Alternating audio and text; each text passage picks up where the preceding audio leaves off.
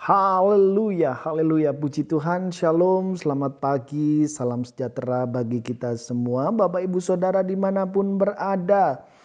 Kembali lagi pagi hari ini kita akan diberkati oleh kebenaran firman Tuhan yang akan saya beri sebuah judul yaitu menajamkan dan ditajamkan. Nah, langsung saja Bapak Ibu Saudara, kita buka ayat pokok kita di dalam Amsal 27 ayat 17. Amsal 27 ayat 17, demikian firman Tuhan. Besi menajamkan besi, orang menajamkan sesamanya. Sekali lagi, besi menajamkan besi, orang menajamkan sesamanya.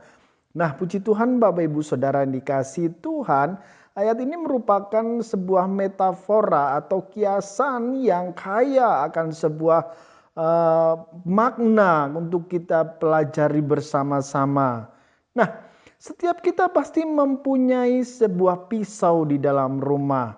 Karena pisau merupakan alat yang penting, alat yang berguna membantu di dalam pekerjaan kita sehari-hari, khususnya ibu-ibu di dapur ya, untuk masak, untuk melakukan pekerjaan ini dan itu dan sebagainya. Nah, sebilah pisau akan menjadi tidak akan berguna apabila pisau itu menjadi tumpul, Bapak Ibu Saudara. Nah, menggunakan pisau tumpul akan membuat pekerjaan kita jadi lebih sulit, lebih lambat, dan kurang efisien. Sebab itu supaya pisau itu dapat dipakai maksimal, maka pisau itu perlu diasah. Nah, dalam proses pengasahan ini melibatkan sebuah gesekan, tekanan, dan kadang-kadang sepercikan api, Bapak Ibu Saudara. Hasilnya adalah alat yang lebih tajam, pisau yang lebih tajam, lebih efektif, dan lebih berguna. Pisau yang tumpul sebenarnya tidak hilang fungsinya.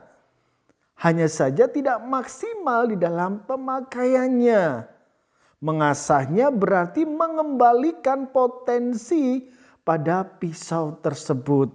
Nah, Bapak Ibu Saudara yang dikasihi Tuhan, sama seperti besi yang diasah menjadi lebih tajam, Bapak Ibu Saudara.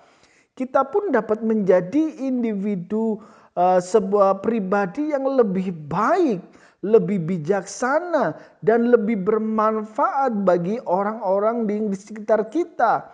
Apabila kita mau hidup kita setiap hari, setiap waktu mau diasah, dipertajam melalui interaksi kita dengan orang-orang di sekitar kita.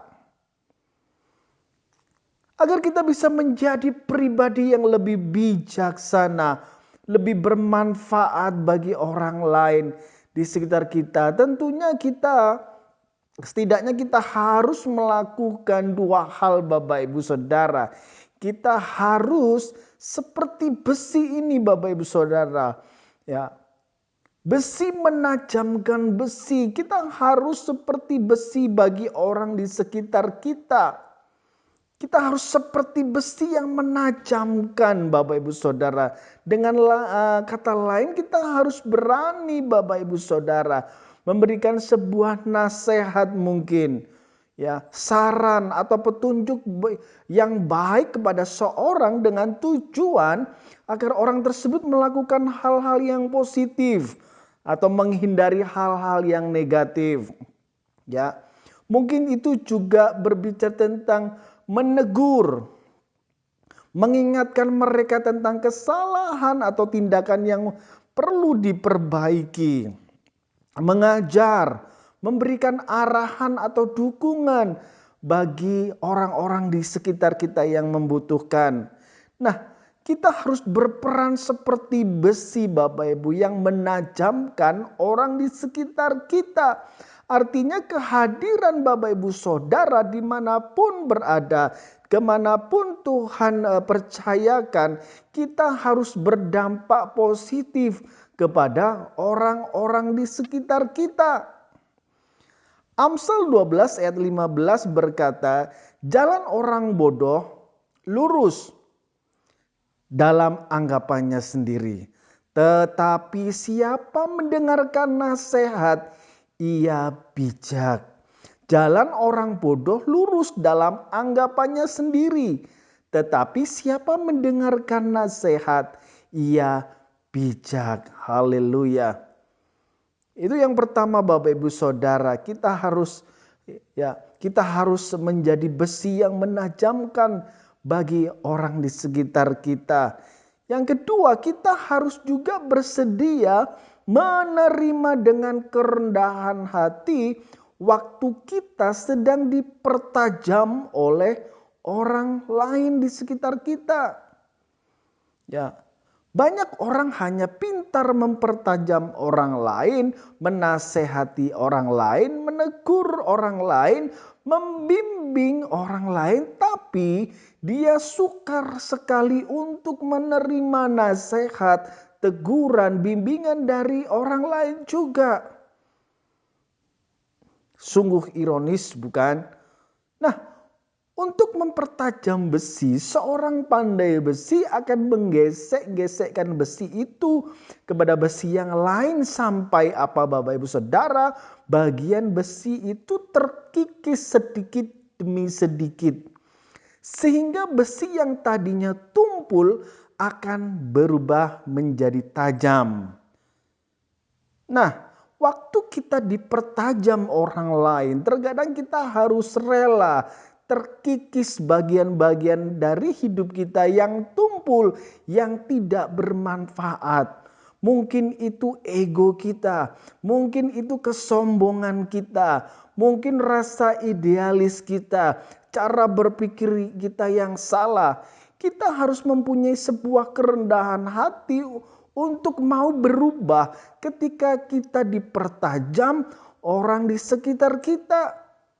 Percayalah Bapak Ibu Saudara yang dikasihi Tuhan, di dalam proses penajaman ini mungkin rasanya tidak enak, tidak nyaman.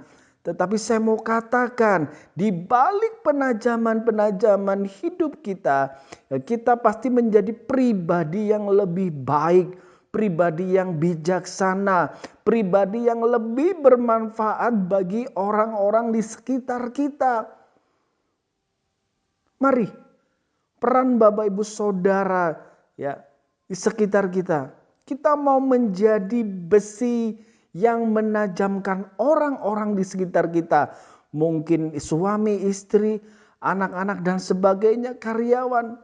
Tetapi kita harus mempunyai sebuah kerendahan hati untuk hidup kita dipertajam terus oleh orang lain, oleh firman Tuhan, oleh kerenungan-renungan, oleh khotbah-khotbah. Apapun yang bisa kita terima Bapak Ibu Saudara yang dikasihi Tuhan. Biarlah ini menjadi berkat bagi kita semua di pagi hari ini. Saya percaya kita akan menjadi orang-orang yang lebih bijaksana, orang-orang yang lebih bermanfaat bagi orang lain. Mari berdoa bersama-sama dengan saya.